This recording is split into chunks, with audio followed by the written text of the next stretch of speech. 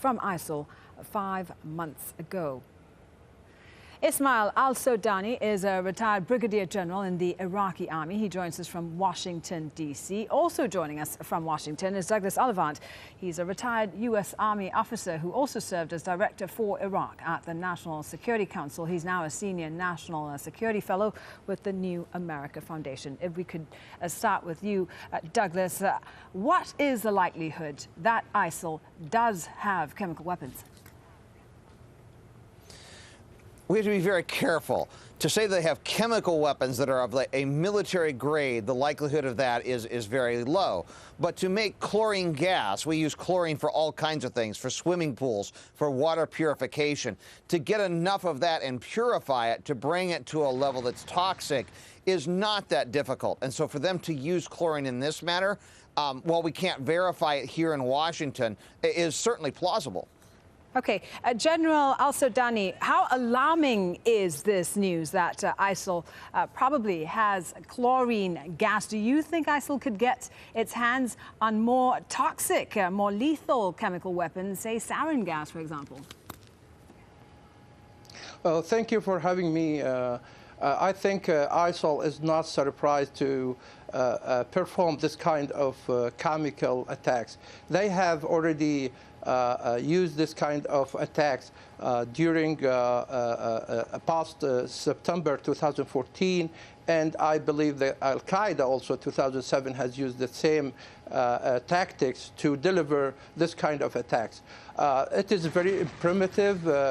It's not that very much. It is very limited, but the concern is that if they would have develop kind of delivery tactics like developing the artillery, rockets, or even mortars to deliver this kind of toxic and chemical weapons to the spread the impact of the chemical weapons on in the areas.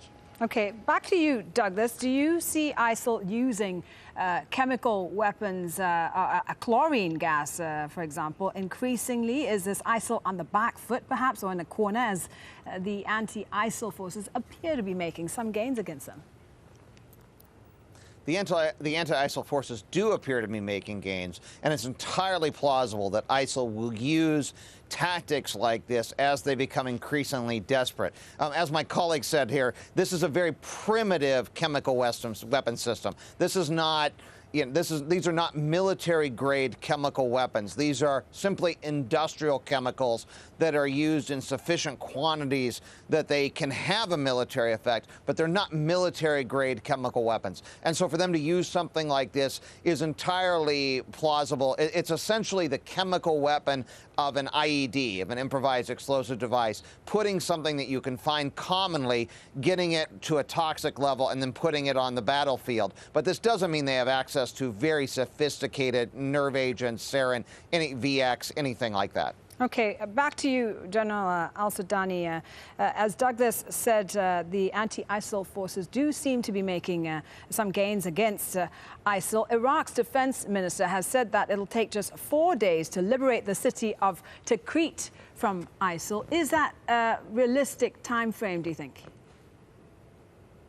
Well, I think that most importantly in liberating or freeing Tikrit is make sure that avoiding heavy casualties, whether in the civilians or in the Iraqi security forces. The city is technically has been under the control of the Iraqi forces. It is totally besieged by the Iraqi forces. Therefore, it would be wasting the, it would be difficult or hard for the Iraqi military commanders to give more casualties while it's easy for them to wait 4 days. I think it's very realistic, and it's also to avoid the casualties. Okay, now back to you, Douglas. Once Tikrit is liberated, the plan, I believe, is at some point to try and retake Mosul. Is that the right strategy, to try and take back as much territory in as short a time as possible? Well, to take back as much territory in as short a time as is tactically sound. I'm not there on the ground. I'm not seeing what the commanders in Baghdad are seeing. It may be that after Tikrit falls, and the estimate is 4 days. I think that's plausible. It could be short. It could be 2 days. It could be 8 days. But it's days, not weeks, before Tikrit falls. Once that happens, then Baghdad will have some decisions to make. Does it make sense to push further north to Mosul? Does it make sense to clear Anbar? They have a host of tactical choices after that. But the important thing to realize is that the anti-ISIL forces, the government forces, the Shia militias, the Sunni tribes, the Kurds, are pushing back against ISIL. And it really does appear that their days are numbered, although those days are going to be numbered in months, not weeks. Douglas, thank you very much. Douglas Olivant is a retired U.S. Army officer. Ismael Alsodani, retired Brigadier General with the Iraqi Army. Thank you both, gentlemen. Now, in Libya, there's been fighting between ISIL-affiliated fighters and an armed group backed by the Tripoli government. One man's been killed and 2 others injured. The gunfight took place along the coastline east of the city of Sirte.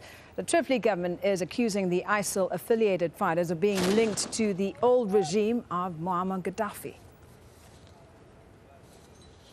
Egyptian state media is reporting that 285 Egyptians